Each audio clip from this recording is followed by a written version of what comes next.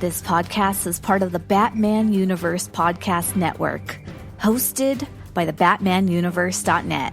Check out everything related to Batman and the entire Bat family at the BatmanUniverse.net, including news and original content related to comics, movies, television, merchandise, video games, and more. Also, check out some of the other unique podcasts that TBU has to offer. Consider supporting this podcast by becoming a patron on Patreon. Even $1 can go a long way in supporting this content that you enjoy. Look for a link over at the BatmanUniverse.net to offer your support now. And now, on with the show. Scarecrows frightened of a clown that's laughing, boys. I am a bat man. I am a bat man. Shine that signal, come out to play. I am a bat man. I am a bat man. Bring it on, Batman. Jump out your cave, 'cause I am a bat man. I am a bat man. Shine that signal, come out and play. Hey everybody, this is at TimG311. My name is Dane, and I am with the aforementioned at TimG311. Tim, The one and only, right? the one and only at TimG311. Now that I Okay. think about it, I'm really fortunate. I used that Twitter handle and I got it that it wasn't taken already, because Yeah. I imagine if I tried to get it now, it probably wouldn't be there. Yeah, you would have to go like at TimG_311. Something like that, yeah. Yeah. Like an exclamation point or Yeah. a dollar symbol or something. Yeah, just to get the Tim, the G, and the 311 all in one name. I'm trying to remember Um, now if I did try to get just Tim 311 or if that was taken and I had to put the G. I don't remember, or if I just automatically started with Tim G 311. I mean, like why would you have to put the G? Yeah. You know? I mean, why would you put the G? Yeah, well, it was 11 years ago, so I can't remember exactly how it went down, where I got that Twitter handle, how I decided to put the G in there or not. I don't know how long it's been since I've had my Twitter account. They usually let you know, like they put a little notification saying, "Hey, it's your Twitter anniversary. Do you want to post it or send a tweet out about it?" Oh, really? I never got that. Yeah. Or at least I didn't notice that. But yeah. Anyway, I wanted to start this show off differently, Tim. And that's why I asked you before we started recording if you had your phone on you. And I just wanted to send you something. Okay. Just like 2 pictures. It's something that has made me very happy over the last week, I'd say. And I just wanted to show you what's been going on, Tim. Are you ready? Oh, okay. Okay. All right, so I'm going to send it to you. I mean, this is great podcast. I by know, the way. live text sending. All right, so I'm going to send it, and then you're going to see it. There's one. Okay. Nice. Nice Ninja Turtles t-shirt and a tote bag, right? Yeah. And there's a ticket in there. Oh, the musical mutagen tour, July 23rd to 26, 2020. Courtesy of Pizza Roof. Yeah, Pizza Roof. Oh, that's awesome. Their designs on the t-shirt aren't quite coming out of their shells tour look, but as great as that. They're missing the denim, but they do got like some spiked like belts and like bandoliers all up. Well, there's actually 2 suits. That's why for the out of their shells, right? Yeah, well, that's funny. Did you get the second one? Not yet. Okay. Oh, there it is. Oh man, there is the out of their shells. You got him. You actually got him. Yeah, Tim, there's just some things you have to do in this life. That Yes. you just have to do, right? The Out Uh, of Their Shells tour is awful.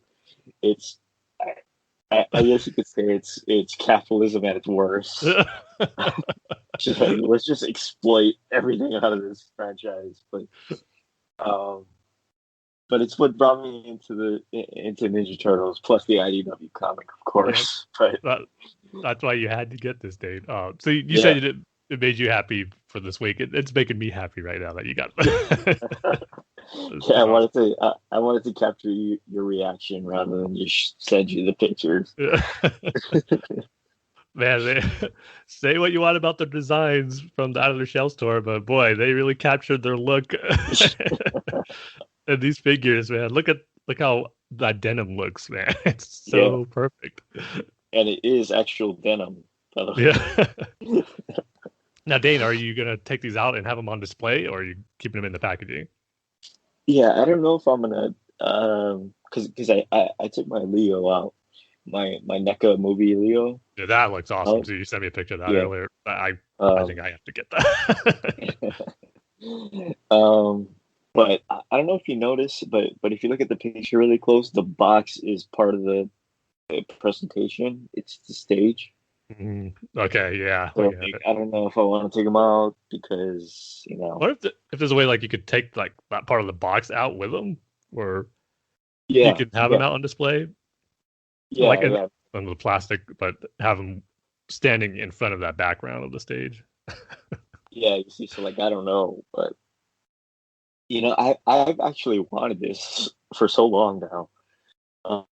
Didn't initially get it because all of the bots on the NECA and the Target website just bought them all out. I thought they were going to do one for New York Comic Con, whenever that is, or whenever that was last year. But they didn't end up doing a second run of these.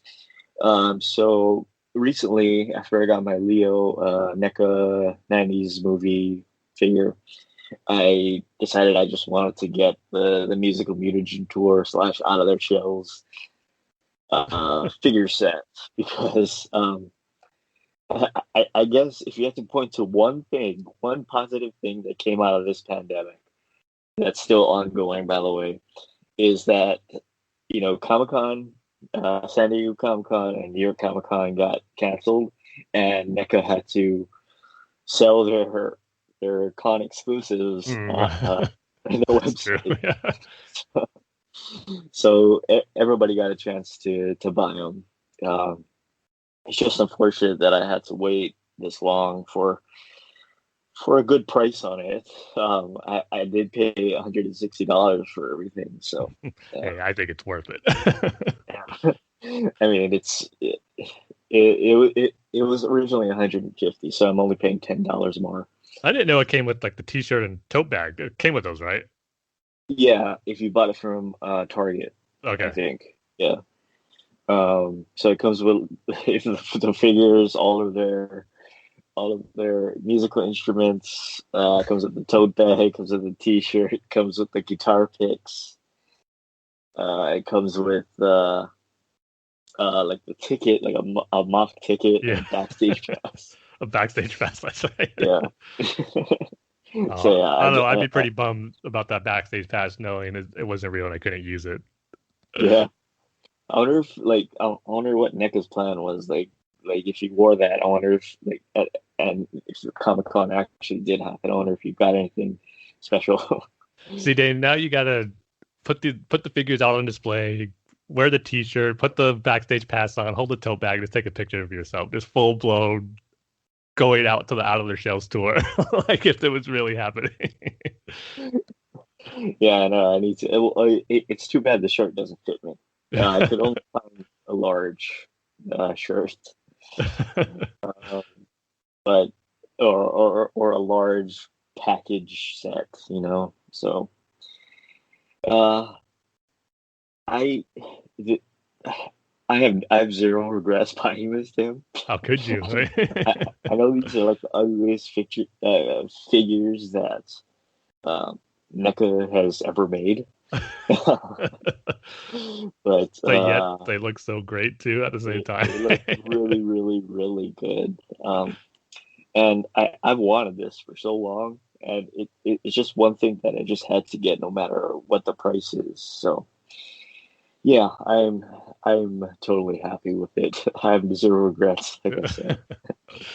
Oh man, that is awesome. I'm so glad that you got these. I mean, cementing the birth of your TMNT fandom right there with these figures. I mean, that's what it's all about right Yeah. now. It's awesome. Yeah. So my life is sort of complete now. I mean, where do you go from here, really? Yeah, I mean, like I just can't. Well, I do want the NECA Mirage figures. Yeah, those would look awesome. Yeah, the original Mirage TMNT figures.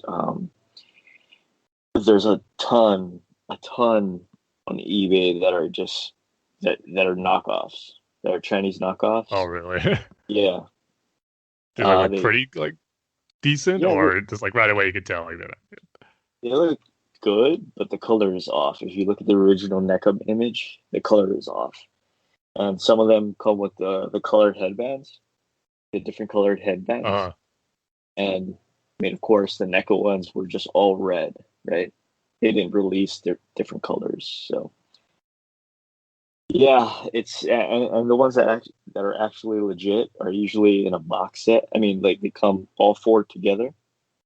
They're usually around $1,000, so that one's gonna have to wait. Yeah. I know that's the problem when you buy turtle stuff, where if they're kind of expensive and you want to get one turtle, but you gotta have all four turtles when you get like start a collective roll. It's hard just to have a few of them and not the rest. But sometimes the price on it makes it difficult to get a complete collection.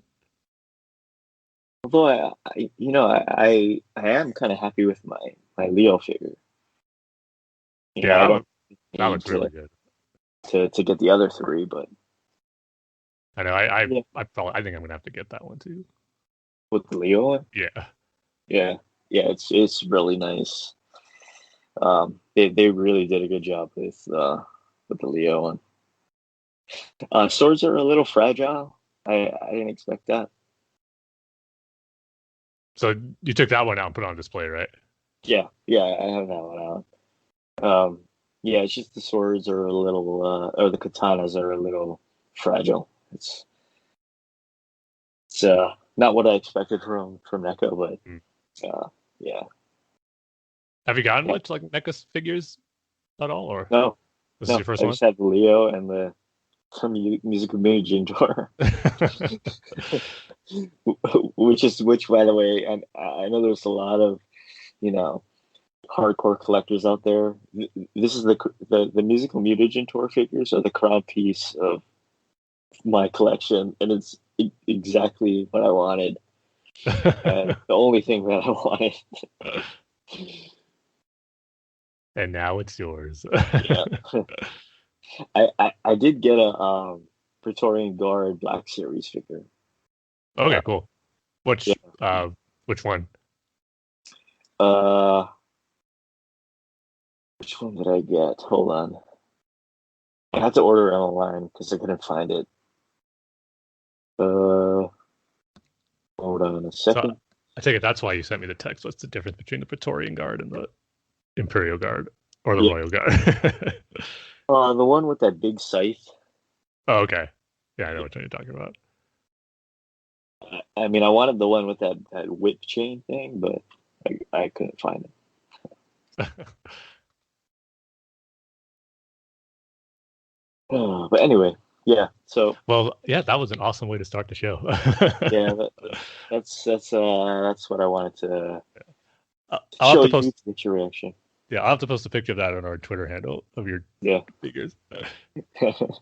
I'm gonna get a close up of because I was looking at the pictures yesterday, and I gotta get a close up of one of their faces because unlike the 90s movie figures that NECA put out, these ones the mouths move. Okay. They open and close. Well, they got to sing, so.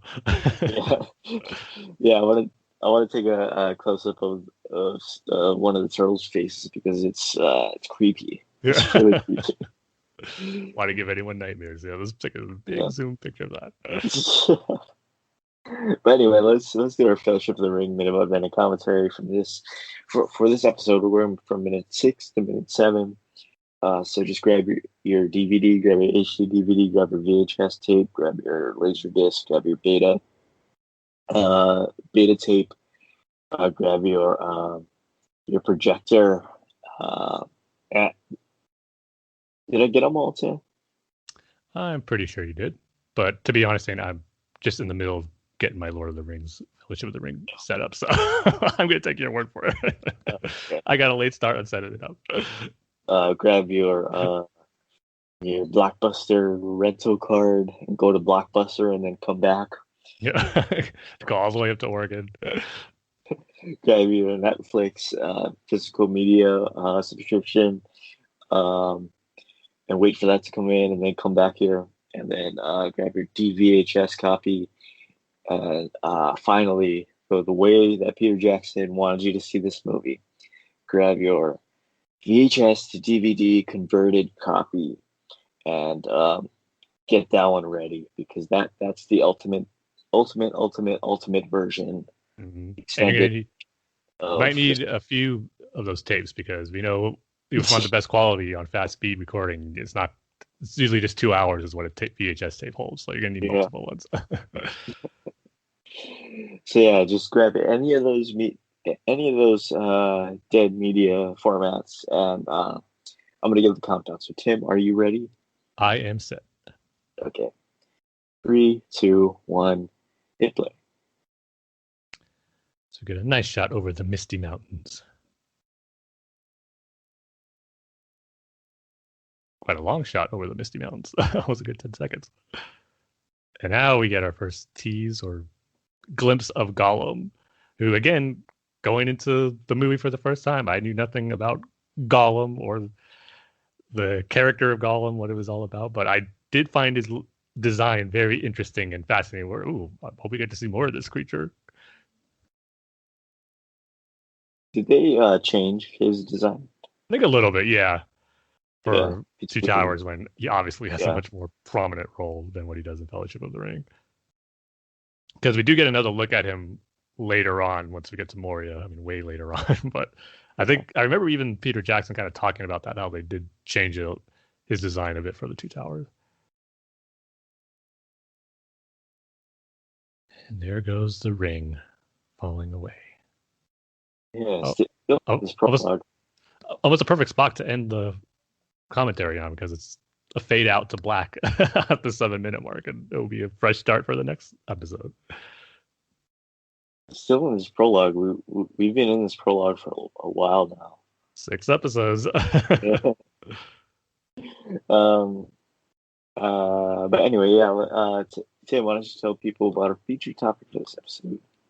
Yep. So our feature topic is pretty much going to be reviews and recaps of some of the movies, TV shows that have come out over the last few weeks or ended since our previous episodes. And first one we're going to talk about is one that came out or that we just saw once we recorded our last episode. And Dane, you kind of mentioned it to me off air, and I haven't seen it yet, but I now seen it. So I think it'd be kind of fun to talk about. And that is going to be the Mortal Kombat movie that released on HBO Max and in theaters. And I think for all intents and purposes had a pretty successful opening in theaters. Obviously, theaters are still kind of limited, and they're making their comeback as far as more opening up. But it had a pretty solid opening weekend. So I think they're going to view it as a success, and I think a sequel is probably going to happen. But you were talking to me about it after we recorded the last episode, Dave, and this I was going to see it anyway, but then you kind of made me want to check it out sooner rather than later because you did say it was one of those movies where it was fun, but yet it's like, how did you think it was where it was like what was bad, it was good type thing to where you enjoyed it. So yeah, I guess we could talk about some of our impressions of the Mortal Kombat movie, but just for me, going into it, I think the trailers, it looked pretty cool, but I've never been a Mortal Kombat guy. I was always more into Street Fighter. especially in their heyday when they were first coming out back in the early 90s. It was almost like that rivalry. You couldn't like both. You had to be Team Street Fighter or Team Mortal Kombat. But I was always Team Street Fighter. But by pretty much my first time I played a Mortal Kombat game and got exposed to actually like the story a little and some of the characters, was probably the DC versus Mortal Kombat game back in 2008, because that was probably the first one I really dived into the gameplay mechanics of the series. But I always knew of the characters, of course, like the iconic ones, Sub-Zero, Scorpion, Raiden, the ones that were like the face of the franchise when it first came out, but never really got into like the lore of the franchise or whatnot. So I kind of went into the movie pretty cold as far as not knowing what to expect and where the story goes. And I'll just say right off the bat, the opening of that movie, it had me hooked right away. I thought that opening was great, where it was a flashback showing pretty much the origins of Scorpion and his rivalry with Sub-Zero and how Sub-Zero murdered his family and his clan, wanting to wipe them all out. And that was really well done as far as the fight choreography, the cinematography, as how the action was directed and played out. So fight choreography was really cool in there too. So right off the bat, I thought, oh man, this could be a pretty cool video games like martial arts movie with some cool looking design characters and with powers that we know we're going to eventually see with Scorpion and Sub-Zero. But unfortunately, the rest of the movie never measured up to that opening sequence. And the highlights of the film, really, for me anyway, were just Sub-Zero and Scorpion, and just kind of their rivalry and dynamic. I wish the whole movie focused on that and wasn't kind of something where it just kicked off the movie and then you had to wait to the very end for their eventual rematch and showdown, because that was a cool fight too. I did really like that.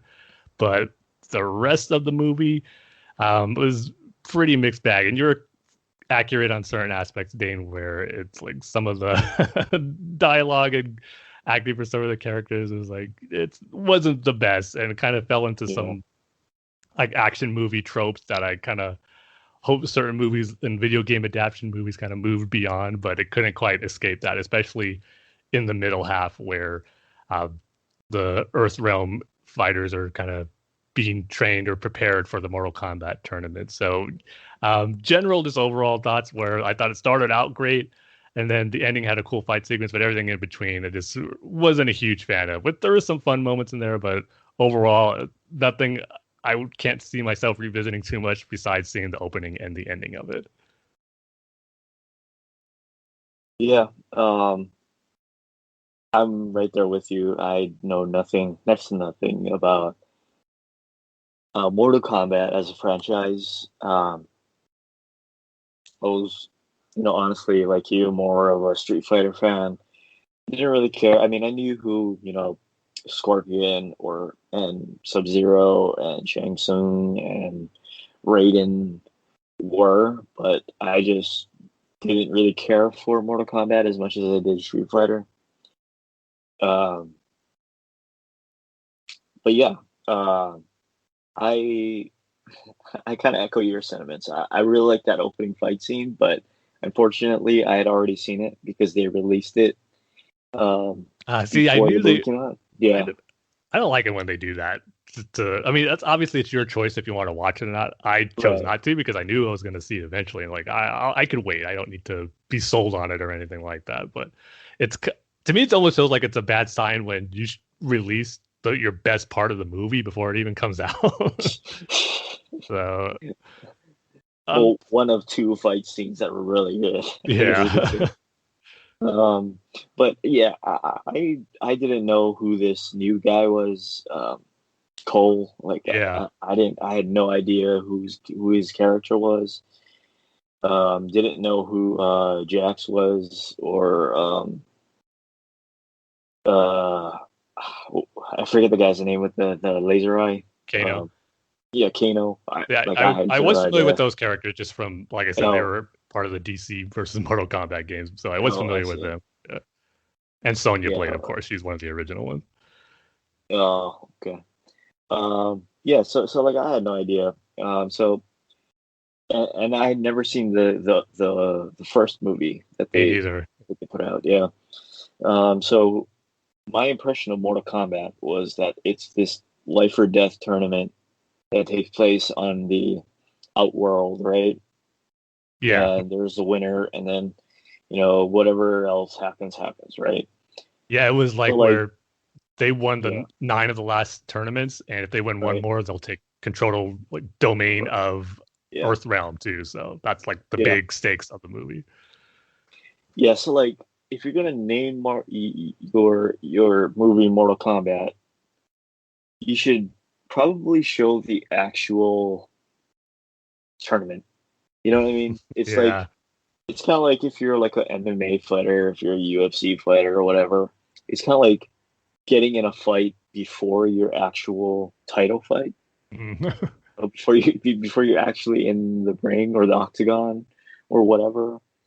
Um, it's I don't know. It just didn't sit right with me. Yeah, And it did like, feel like it was missing the actual tournament, which I was expecting going into it. Like I said, the yeah, movie is called Mortal Kombat, but it's kind of one of those things where it feels like they're thinking too far ahead, where they know it's going to be a franchise film series, so they can take their time and set up the tournament. Like if they're planning a trilogy, maybe they're going to save it for the last one, which yeah, I don't know would be the best idea. But I don't know, it did felt where like they probably should have got to it in this one. I think there's easily stuff they could have left out to where we could have had the tournament be the final act of the film.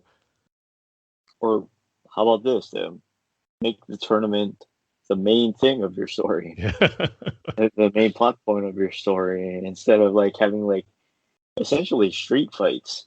You know, hmm it kind of doesn't make sense, but you know, whatever. But like you mentioned before, the acting, particularly from the guy that played Cole and Sonya, the actress that played Sonya is terrible. I just could not get past it. It was so stiff, so bad. I I just had to laugh. Like every time they had like a serious line of like, "Oh no, he is coming to attack us." It's like it doesn't. You got to try harder than that. You know what I mean? It's. Ah, I mean, I guess they are these actors stuntmen and stunt women that like they had to get, or they sort of made a movie around, I don't think so. I because mean, that's what it felt like. I'm That's not what it familiar felt with like. those actors at all, so Yeah, I ca- I mean, I wouldn't think so, but I kind of know what you mean. Where it kind of came off like that a little bit, where they yeah. looked It for feels like like a the stunt. Yeah, yeah, like the choreo. They looked more for their fighting talents and capabilities more than the acting abilities. But again, I'm not too familiar with actors if they did have any acting experience prior to that. yeah. But Then again, I guess that's kind of the point. I mean, you are making a Mortal Kombat movie. Who cares about the acting? As long as or the story, just as long as the fighting is cool. But besides like you said, that first fight between Scorpion and Sub Zero, and then the second fight towards the end when it's Scorpion versus Sub Zero again, I can't really point to any other fight scene that really stuck out to me. It yeah, wasn't in Raiden's Temple. It wasn't the fight between Cole and Goro. Goro. Yeah, Goro. Sorry. It wasn't the fight between Sonya and Kano. So yeah, like I have like zero, or Liu Kang and his fire demon thing that kills that robot guy. I will say I did like I forget his name, but the speedster who he was fighting. That made for some cool visuals with him trying to fight him with a super speed. But I actually did like where he used his fatality of the drag, something like that fire dragon to take him out. That did look cool. Oh, so it is his fatality. I think one variation of it, something like that. Yeah. I did like the one scene where Cole is out with his family, and I mean, it's kind of like a, why does he have a family? I mean, why is this a plot point? I mean, I guess it's just to like make you feel for the guy or Yeah. something. It was like that's one of those things where you like It don't was needed. necessarily need in a Mortal Kombat movie. But I did like the scene where they're all at that diner or whatever, that outdoor diner, and Sub-Zero shows up, and then Yeah. Jax comes and saves him, and then Sub-Zero freezes Jax's arms and breaks him off. Yeah. So I that mean, was cool. yeah, the way they handled Sub-Zero and his ice powers is really great. I mean, Yeah, I think it's safe to say that he was a standout of the whole movie, which there was more of them. But yeah, that was a brutal way to get an explanation on why Jax needed his mechanical arms. And I will yeah, say I'm not sure if this is part of the lore. I don't think it is, but I did kind of like how the idea of kind of being chosen to be part of the Mortal Kombat tournament once you get the dragon symbol that is the logo for the Mortal Kombat series, like that tattoo on you that kind of shows that you're part or going to be part of the tournament and chosen, and you have to awaken like your hidden power to where it is special moves for some of the characters. I did kind of like that as an explanation to why some of like these normal characters would have these fantastical powers and the yeah, reasoning behind that. So I did like that aspect of it, where it was something that they had to bring out as long as you were chosen to be part of the Mortal Kombat tournament. yeah. It's more like a birthmark, like you're born with it, and then Or at least Cole uh, was, yeah, because at least Cole was then they explain because like if you kill Sonya, someone who has it, then yeah, it transfers over to you. yeah. I thought that was a really cool aspect too. Like you could kill somebody with the mark, like Sonya kills Kano, and she gets the mark, right? Yeah. I thought that was cool. Um, but yeah, I just kind of wish they made the Sub-Zero Scorpion movie Me instead. too. You know, like let's just have one big movie where it's Sub-Zero versus Scorpion. I wouldn't mind that at all. Because I will Yeah, say, as I said, I wasn't never been a Mortal Kombat guy, but and after watching the movie, I did really love the stuff with Sub Zero and Scorpion. And I saw that the latest game, Mortal Kombat 11, was on sale on Xbox Live for like $30, and it had all yeah, the DLC characters. So I ended up getting it because it has some pretty cool DLC characters that I remember seeing them announced but kind of forgot about. But ones where you got like the Terminator, RoboCop, Spawn, Rambo's, and their Joker, obviously. So I figured I'll get this. It's probably fun. I mean, it plays like Injustice, and I love the Injustice series, obviously. So the fighting mechanics I'd kind of be used to. So I got that last weekend. I've been playing it a little bit, and it's fun. Playing with all those different characters. I have to say, playing matches between the Terminator and RoboCop is a lot of fun. So, if anything, the movie did enough to make me buy the latest game. So, I guess it's a win on that front. yeah. I guess that was part of the reason for this movie. You know, get people to buy the video game. Um, Another bright spot I'd say is Kano, the guy who played Kano. I thought he did a really good job and was like the only person with any sort of, I don't know, Personality. personality. You're right. It's like he actually brought something to the movie instead of just reciting lines, Mhm. like kind of like Cole does, where it's just like, oh, I just have to protect my family because the bad guys are coming. Okay, but like Kano had like a different thing, right? You know, he was just along for the ride and was making jokes and stuff, and then he dies. So Yeah. Well, I have a feeling though we get to see a lot of those people who died are going to be coming back. oh yeah, I'm sure. Especially Sub I'm Zero. sure. You know they're not killing him off in the first Yeah, movie. but to be fair, I could kind of tell from the trailer and then all of the press that they were doing that this wasn't going to be a good movie. Um, because again, like it's based on a video game, right? But they were going to like IGN and all these other smaller. I mean, not these quote unquote not mainstream sites, and they were doing other promotion through there. And I was like, okay, so like why aren't they going to like Hollywood Reporter or something, right?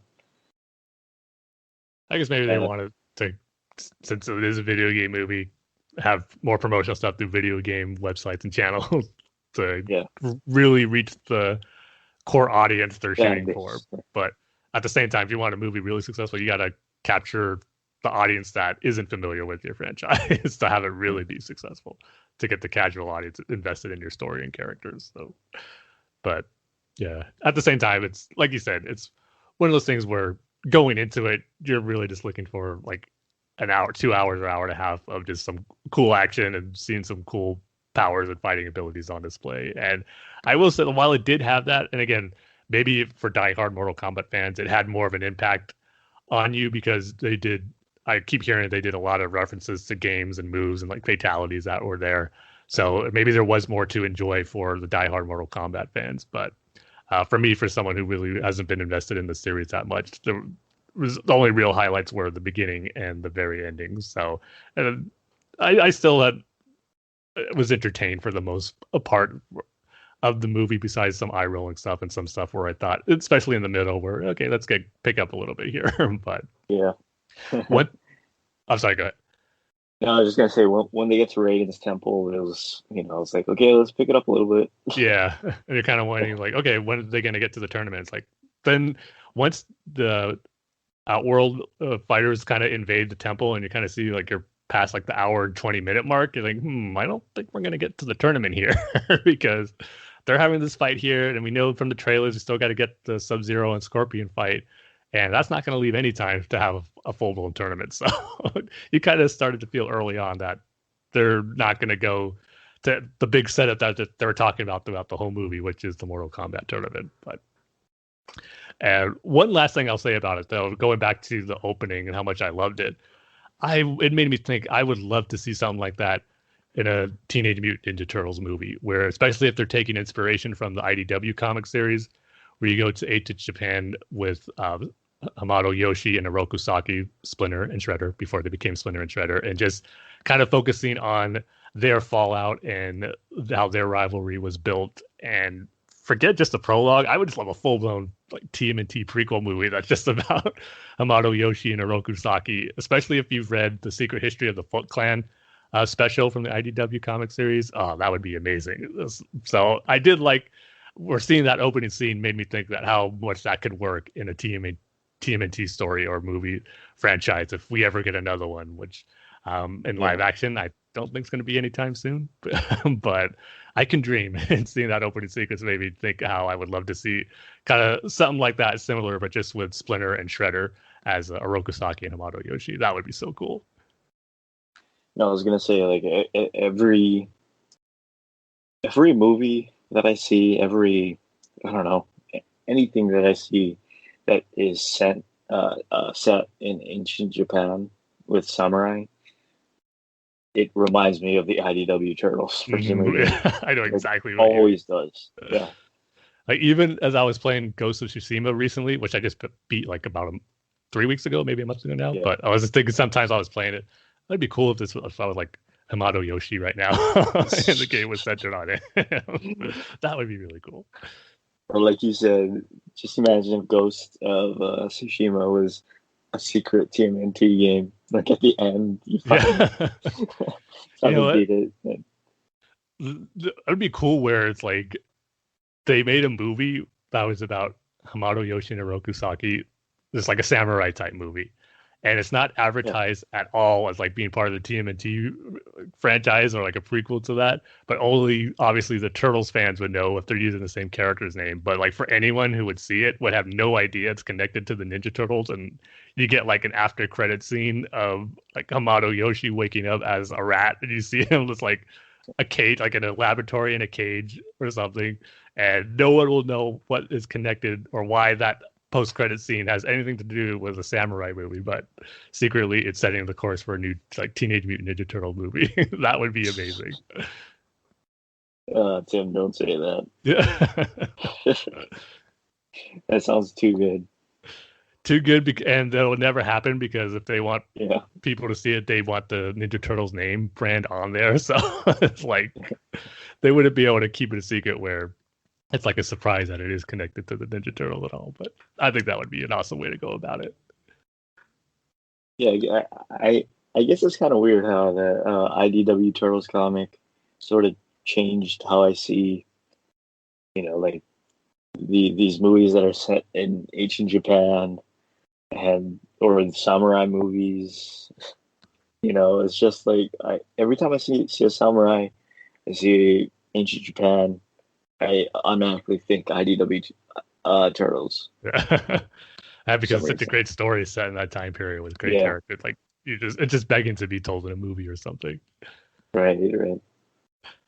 Yeah, so I guess if I had to rate Mortal Kombat as a movie, I'm gonna give it a generous 3 because, like I said, I did really really love the Scorpion Sub-Zero stuff, and there was a few entertaining moments in between, but just not enough to elevate it any further than that. So I'll be nice and give it a 3 out of 5. One other thing, I like the guy with the scythe hat or that blade hat thing. Oh, okay. I thought that was Kung cool. Lao, I think his name is. Yeah. Kung Lao, yeah. Um, yeah, I'm not gonna give you. I'm not gonna be like you and give it the benefit of the doubt. I'm gonna give it a 1 out of 5. I just Can't love say I'm surprised. yeah, the two the two times we get to see Scorpion and Sub Zero fight was really cool. Some pretty cool little things here and there, but not enough to, you know, um, give it any more stars. I'm just wondering how like the true hardcore Mortal Kombat fans think of this movie. I don't know what they think of this movie. It's kind of been mixed. I think I've seen some people who are fans who like, really liked it and thought, "Oh man, it's like a great kickoff point to a Mortal Kombat series," and then other hardcore fans who are disappointed with it. So, but I think it's pretty much been a mixed bag amongst the hardcore fans, at least the ones I've seen. I see. Yeah, so that's our take on the Mortal Kombat fans or movie from non-Mortal Kombat fans.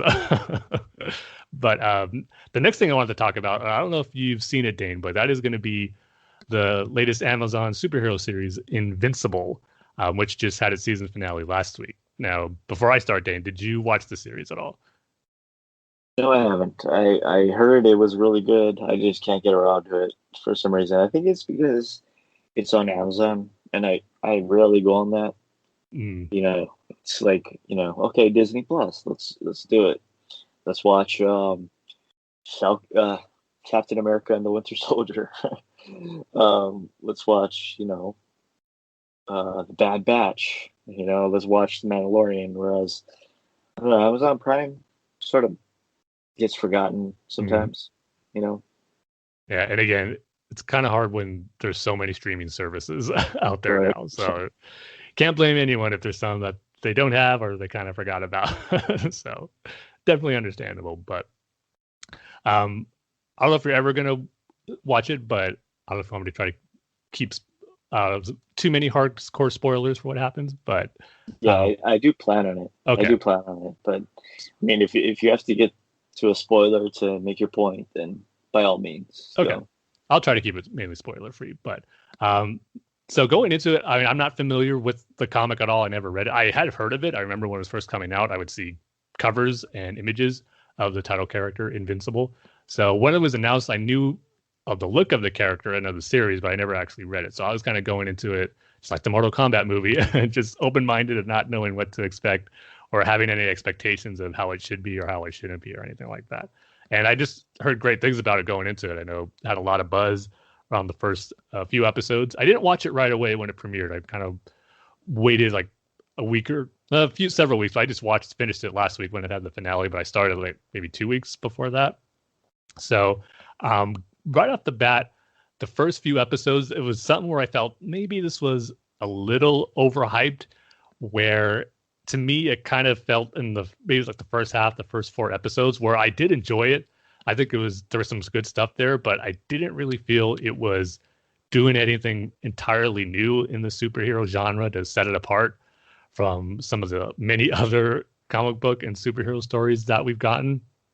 And one thing that I'm kind of getting a little tired of is that trope of non DC or Marvel comic book characters just doing their own version of the Justice League.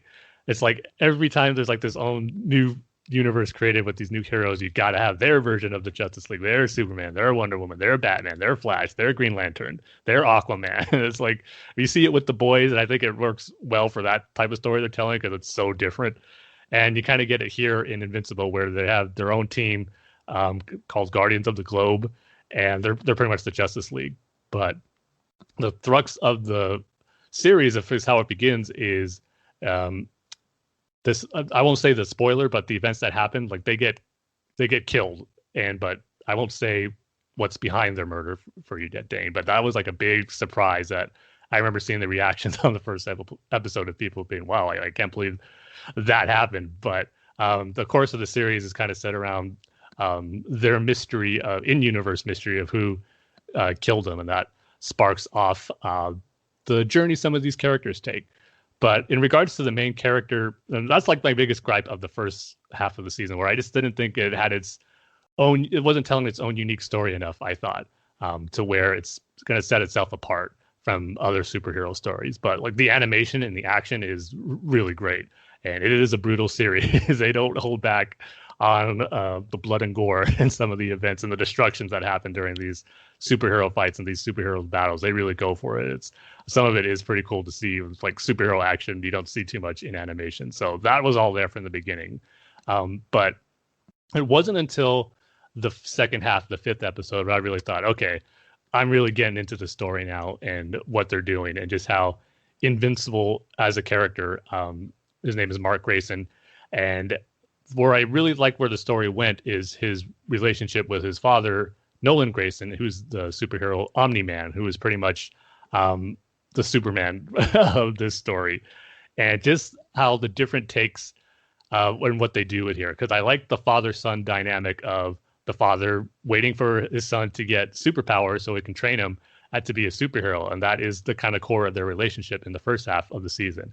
But then you start to get the revelations about Omni-Man and his home planet and what their true purpose is. And it obviously is going to cause some different changes of ideals and goals between Mark Grayson and his father, Nolan Grayson, as they're training, and which could cause a rift. And that's all I'll say about that. But once that thrust of the story really gets going in the second half, it's really great. And it goes into what is a pretty brutal but incredible finale for what was set up in the episodes leading up to it. It was just a great way to end the season from what they build on and to where their relationship goes as father and son over the course of this first season. It was really great stuff, and that's what kind of got me sold on that this is a really good series with some great superhero action mixed in with it.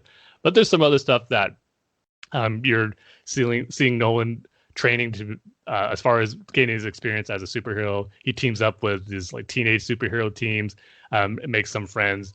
The character Adam Eve, who at first I thought she was kind of like a Green Lantern character because she can make constructs out of anything, but her power is a little more advanced than just having a Green Lantern ring, where she can create matter and materials out of nothing and thin air. So she had some pretty cool powers, and seeing her team up with Invincible made for some cool scenes. And just seeing Invincible deal with balancing, school, family, work with the superhero life. So stuff we've seen before in other superhero stories, a little Spider-Man-esque in certain things, which being Invincible keeps him from being with his girlfriend and doing some social stuff. So nothing really new there, but still made for some entertaining character moments still. But so without going into too much spoilers, I would definitely recommend watching it, Dane. And if you're not getting into it in the first few episodes, I will say stick with it. I think the real turning point is in episode 5.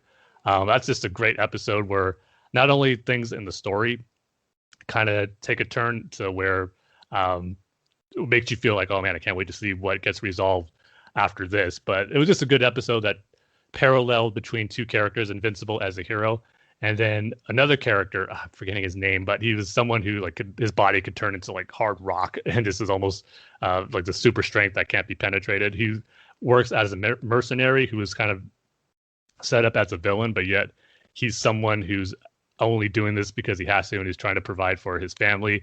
And you see the contrast between him and Invincible that made for an eventual team up for them that was pretty cool and to see play out. So that episode 5 was the turning point, and then everything after that, especially episodes 7 and 8, really great stuff to wrap up the season. So I really enjoyed it, even though I thought it follows some pretty familiar superhero tropes early on that I wasn't a huge fan of. But as a complete package, I think it's a very solid new superhero show that I'm looking forward to seeing more of once we get season 2 and 3 that were just announced not too long ago. So I'm going to give it a 4 out of 5, just for great animation, great action, and then the characters definitely coming into their own by the end of the season for some really interesting dynamics that we got to see between the main characters, especially of Invincible and his father, Omni-Man. So yeah, I would definitely recommend checking it out.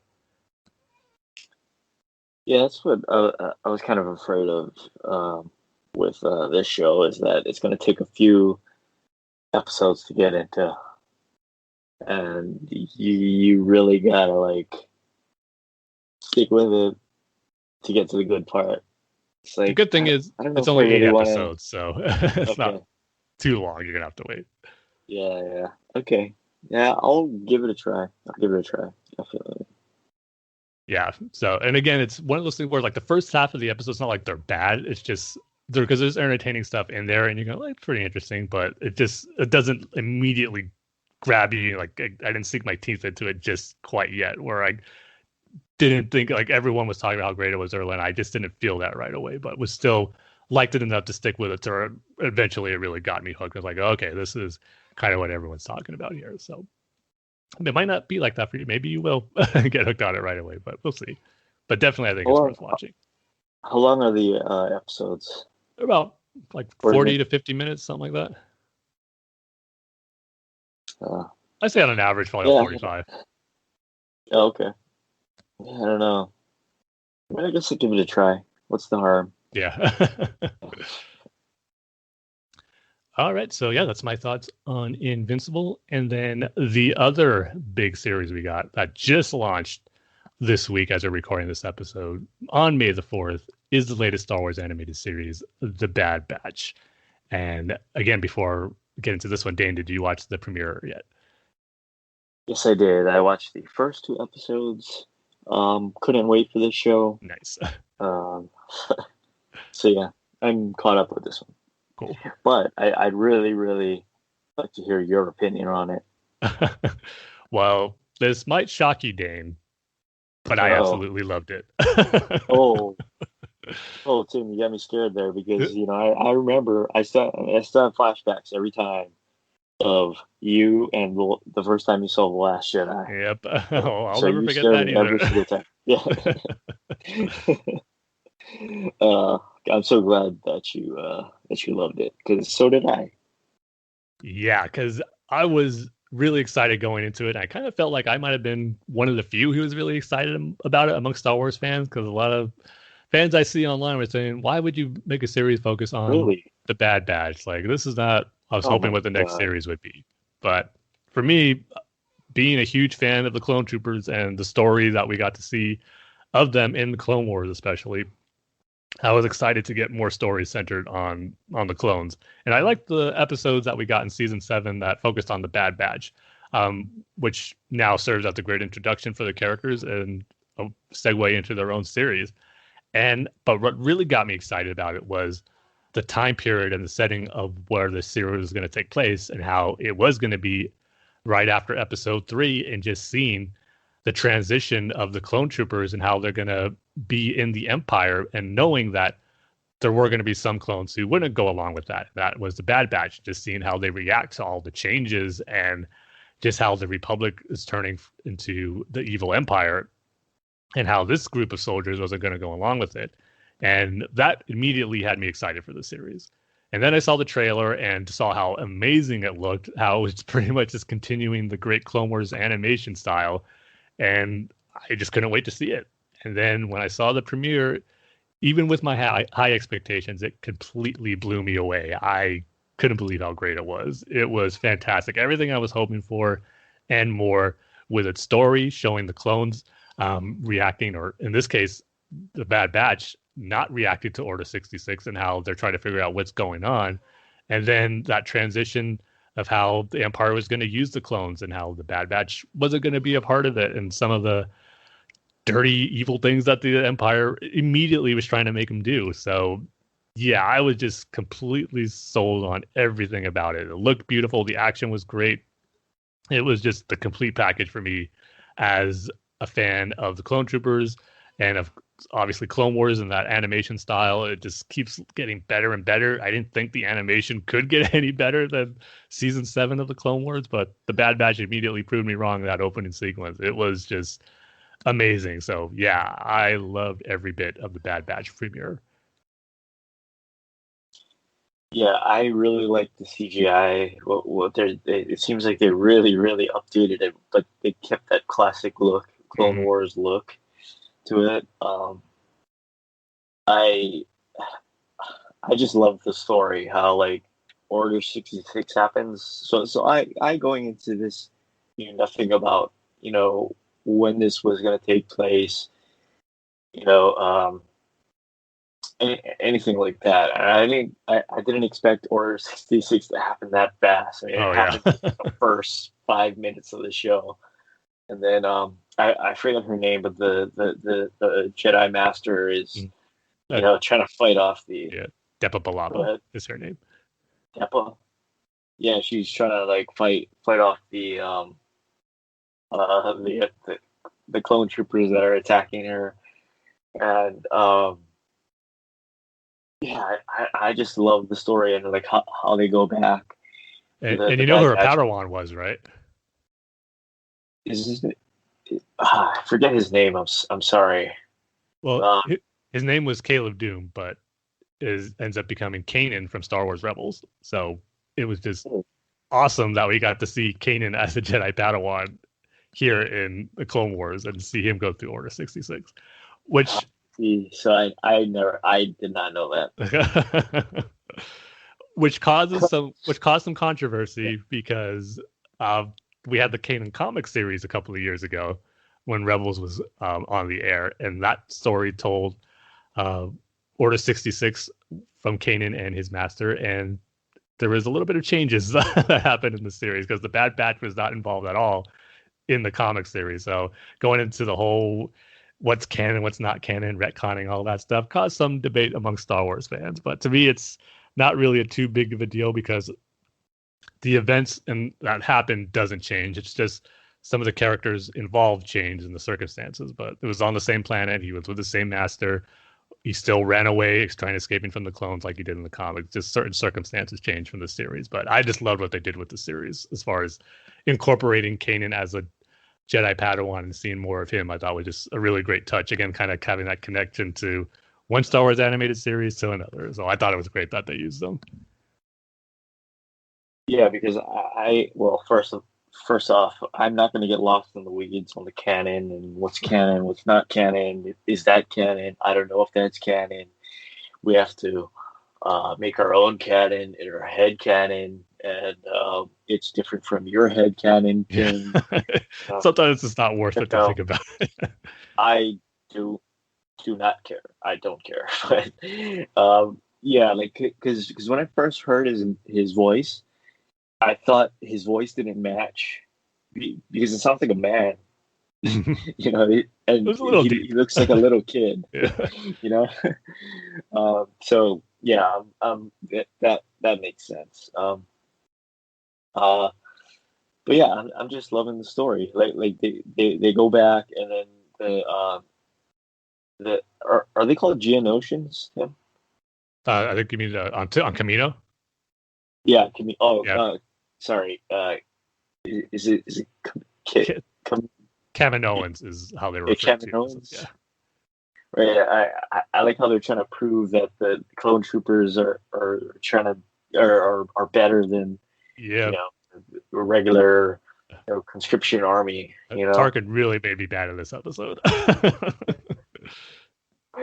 Um, and then they sort of I don't know what you call like genetically engineer a or a crosshair to sort of like make him more evil. And I thought he was just gonna be like part of the group, but Me then he too. ends up Yeah. being the bad guy.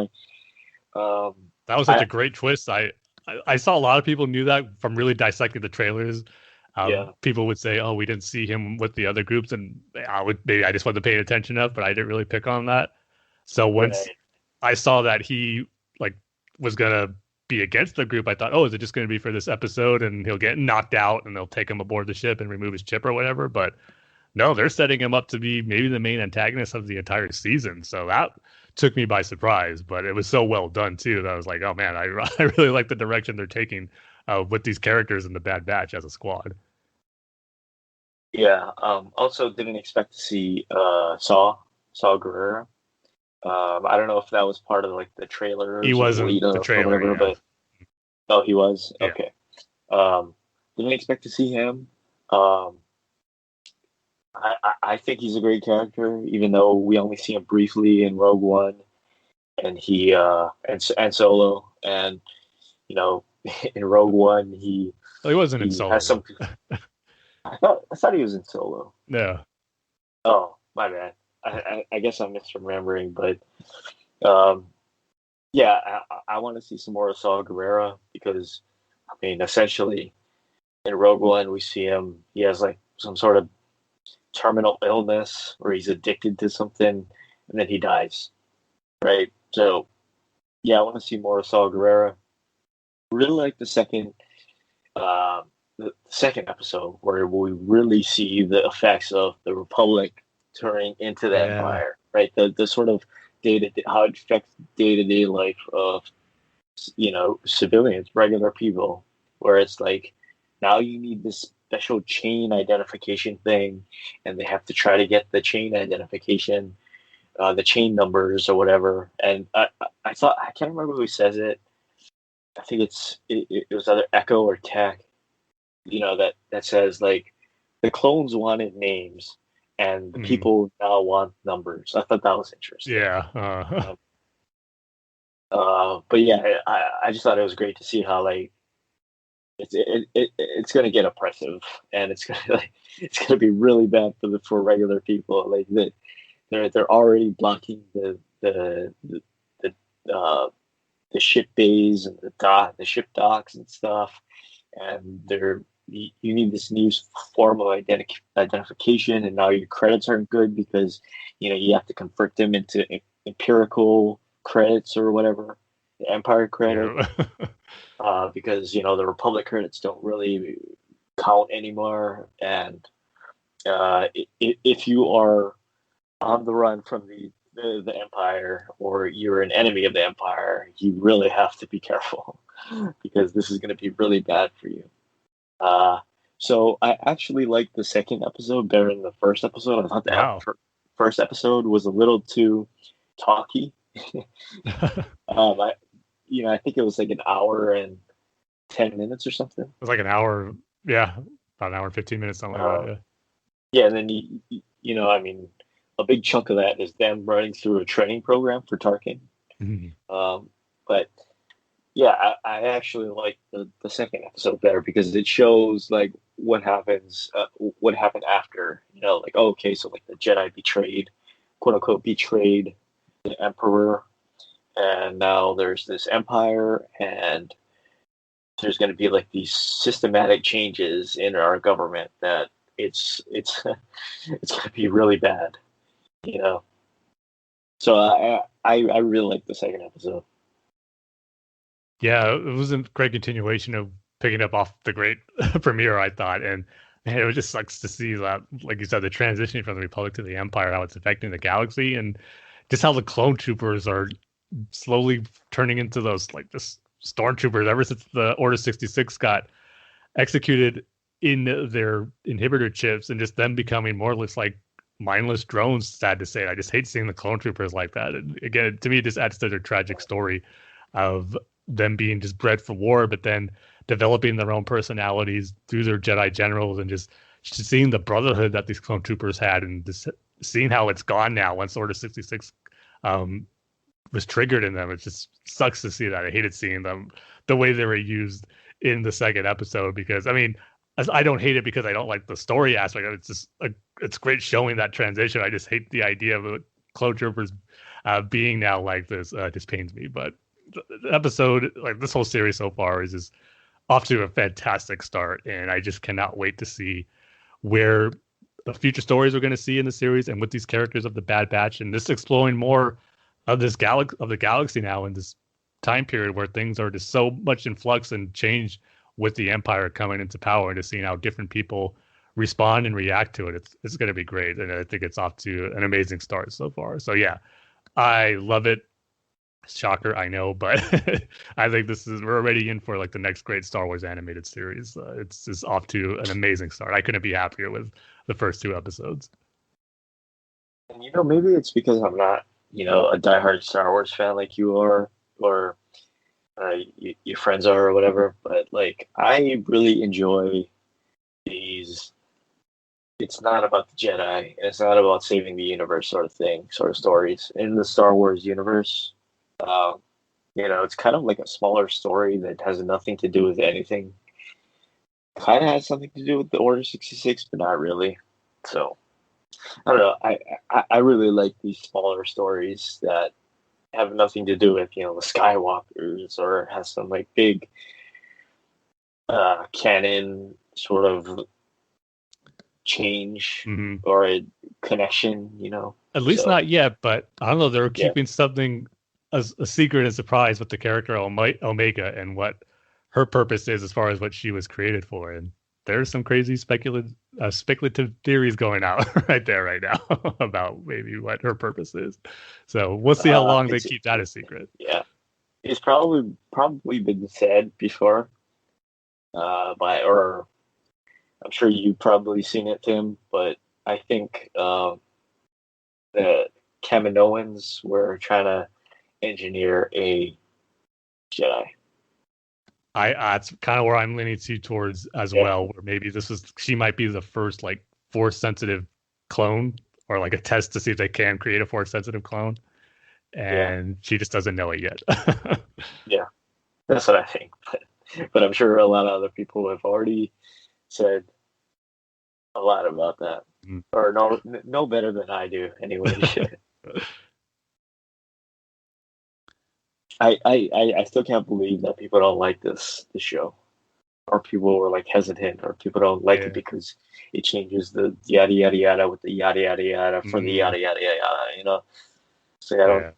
yeah. Yeah, especially with Star Wars, a new project, series, movie, whatever, it's not going to please everybody. So that's a given. But just sometimes when you see some of the reasoning why people have that they don't like it, this kind of makes you scratch your head a bit. I don't like the color blue in the show. I don't like how they use the color blue, Tim. I Well, mean, you're actually not too far off of a complaint, Dane, because have seen some complaints that they changed Kanan's master Deptalaba's lightsaber from the comic green to blue in the series, and that didn't sit well with some fans. So. okay, whatever. That's all right. And I wanted to ask you this, Tim. Are all Twi'leks French? They do, yeah. That is their native accent that Oh, they okay. have like on their home planet. So Yeah, when you do come across some Twi'leks, that is going to be like their native voice style, and it's pretty cool in Rebels. The main character Hera, her yeah, voice is pretty standard. It's like basic English, but there was yeah. a cool moment where she like has a conversation with her father, where like they're kind of going at it, and she just like slips into her natural like Twi'lek accent, and she puts on like that French sounding voice, just very like naturally, just because in like the heat of the argument she's having with her father, she just goes into like her native Twi'lek accent. It's really cool how they slip that in there, where they know that that is how a Twi'lek should sound, but just because she's been mostly spending her time with other characters who just sound like basic English, her accent went to that, but yet it still slips into her native sounding voice. So, but that was a cool touch in Rebels. But yeah, once you see most Twi'leks are going to have like that French sounding accent. I see. Oh, that's pretty cool. Like so she's putting on that accent, but then her base is, or what she her how do you say it? Her regular accent is the French accent. Yeah. Mm-hmm. Yeah, and she's trying to sound like everybody else, sort of thing. Mm-hmm. Yeah. I see. That's pretty cool.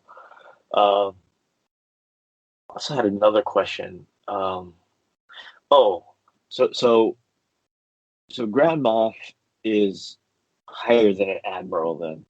Yeah. Mm-hmm. Okay, so like Grand Moff is like a It's I think we've had this discussion before. So I mean, Admiral is sort of like the manager of a Wendy's, right? okay. Like the store manager of a Wendy's, right? Uh-huh. And a Grand Moff is sort of like the regional manager, right? Uh-huh. From corporate, right? Uh-huh. Yeah. I guess. Okay. if we're using fast food hierarchy. And why not? Yeah. Um, yeah. So it's like because Tarkin is an admiral in this show, right? He's not a Grand Moff yet. He's still um, trying to like work his way up. I believe so. I forget if they refer to him as any ranking in the series. Did they call him Admiral? See, now I can't remember. Well, Thought I heard admiral. another reason to Yeah, watch it again. Just to hear if they if they refer to Tarkin as. Yeah, like but I don't think. Yeah, I'm pretty sure he's not a Grand Moff yet, though. At this point. yeah. I see. Uh, yeah. So for me, it's gonna be a 4.5 out of 5. I Yeah, really like this. I really like this show. I like how it's a little darker too. yeah. They don't It's shy kind of away weird. from. Yeah, Yeah, it's kind of weird how Disney does this sort of thing where it's like it's so unique. It's not like the Star Wars where everything has to be happy and bright, and, you know, yeah. uh, Especially friend. in those first, like when you're on planets like Camino and then the dark jungles of Onderon, like not too much bright and like sunshine moments going around, Right? both in the environment and in the story. Yeah. So, So but 4.5 out of 5 for me. yeah, I'm gonna give it a 5 out of 5. I absolutely loved the premiere. I thought it was almost flawless, really, for what I was hoping for the series would be, and I just couldn't get enough of it. I've seen it a few times now, and just been thinking about it. I just can't wait for more. So, yeah, this series is off to a fantastic start. So glad we got quite a few weeks to see more of the Bad Batch because it's I believe it has a 16 episode count, and I'm not. The only thing is I'm not sure if the first few episodes count as 3, and so we really only have 13.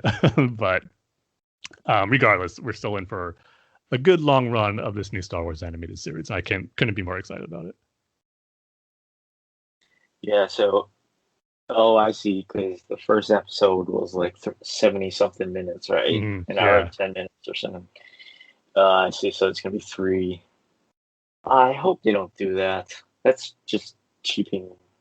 yeah, it's kind of like sounding like That's you have just more, but in reality, it's yeah, kind of end up being the it's same. less.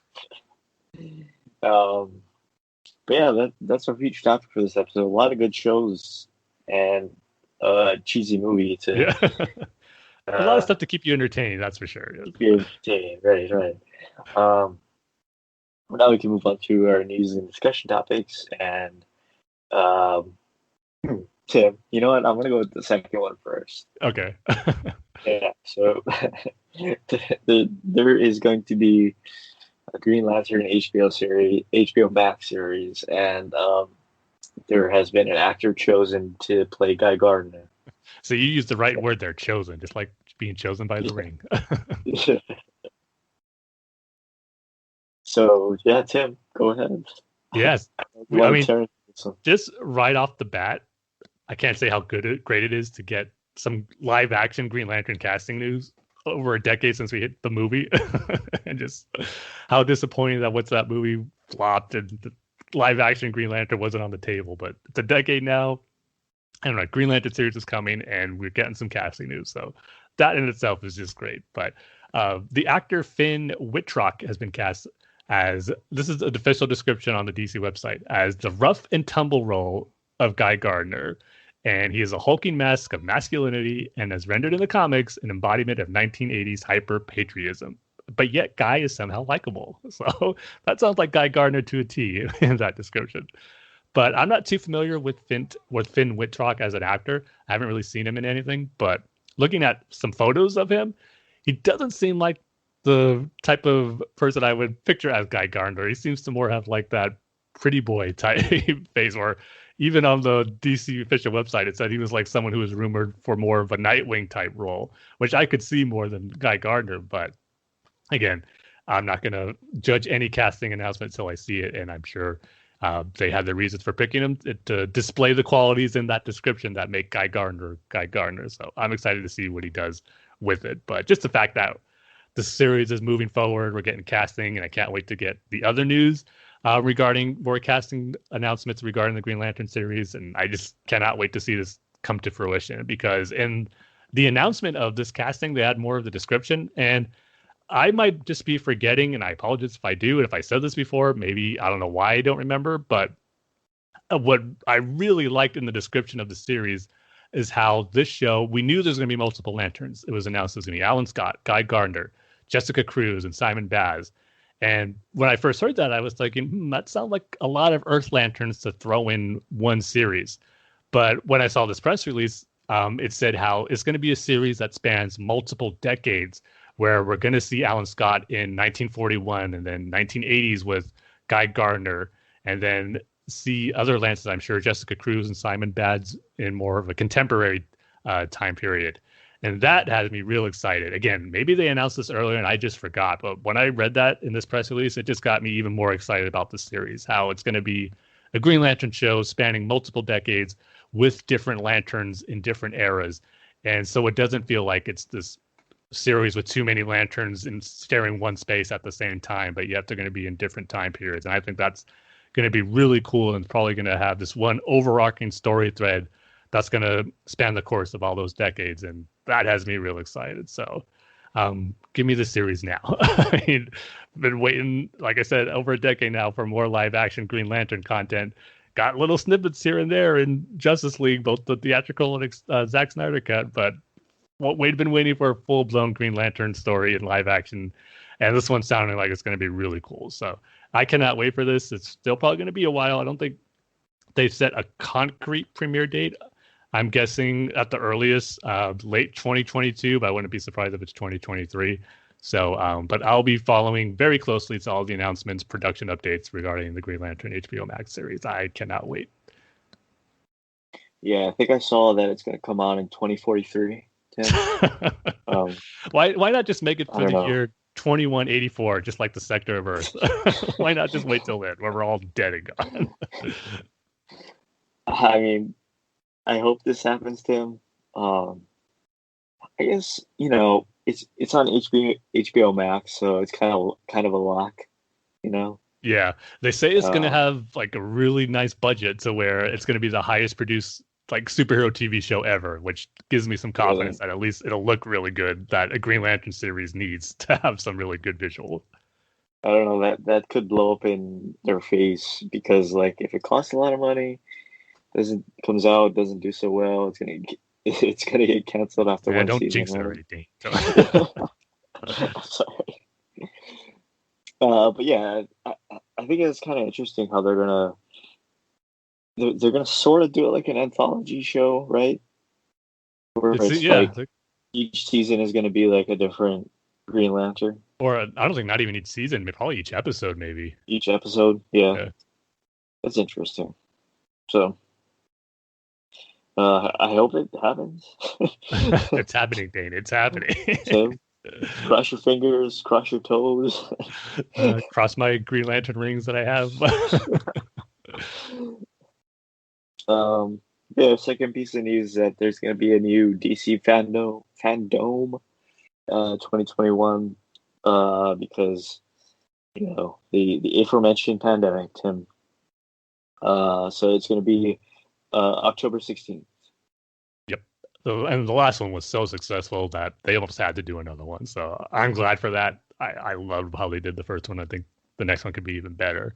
And who knows, maybe we'll get some more Green Lantern series details at the DC Fandom, because that's what's going to be cool now. There should be some pretty big reveals in this year's, because the Flash movie is filming right now, so we could get a teaser for that. I think we're definitely going to get maybe our second, maybe our third, I'm not sure, but we'll definitely get a new look at the Batman, and brand new trailer for that. I mean, I think that's probably going to be the biggest showcase of DC Fandom, was getting our new look at the Batman, because it's on October 16th. That's pretty close to its original intended release date, because I remember it was supposed to come out in October 2021, and it'll just be a few months away from its March release date for 2022. So expect a big presence for the Batman there. And who knows, maybe some stuff with Black Adam's filming now. Shazam, the sequel, is going to start filming soon. So there's going to be a lot of cool stuff on the DC movie front to be excited about, as far as getting first looks, I think, at DC Fandom, because the one last year didn't disappoint with first looks and trailers. So I think it'll be more of the same with this one. So yeah, I'm excited. I already got my calendar marked for October 16th. Should be another fun DC themed weekend, just like last year's was. Yeah, and you just brought it up too, Tim. That Black Adam movie. It's Mhm. like that's been in production for forever, right? It's been talked Uh, about forever. I know that, especially with for The Rock being forever, involved. right? So gives you hope that this Green Lantern TV show will get off the ground. Yeah, this hopefully won't take as long as that. It'll take 13 years or 15 years or whatever. It's been hard being a Green Lantern fan, not having anything in the live action front for over a decade. Right? It's like everything that you were promised with the whole DC film schedule thing Remember, it was. should have been out last year. It should be on 4K Blu-ray right now. The Green Lantern Corps movie that was announced with that initial slate. It should be on HBO Max by now. Yeah, you're right. Oh man. Uh, didn't turn out that way. No, but the good part Um, is there's been plenty of other comic book superheroes movie and TV show I had to enjoy over this last decade. So I really can't complain. for this last decade. Like how you said that. All right, so I guess that's it for our show, right? Yep, that's See you have it. anything else? All right, just go over to the BatmanUniverse.net, Facebook.com/BatmanUniverse, Twitter handles at BatmanUniverse, Tim's Twitter handles at TimG311. I'll say it this one time, Tim. It's always appreciated when you do. My Twitter handle is at Dane Says Banana. Rate and reviews on the show's Twitter handle is at Batfans Podcast. Rate and review us on iTunes. And you can email the show at batfanswithoutpants@gmail.com. So with that, like we say at the end of every single episode, Tim. We love each and every one of you with all of our well-crafted and detailed stitched denim vest Teenage Mutant Ninja Turtle musical tour figure hearts. It's actual denim, Tim. It's actual denim. That's nothing to sneeze at either. That's impressive. We'll see you guys next time. See you next time, everybody. Sun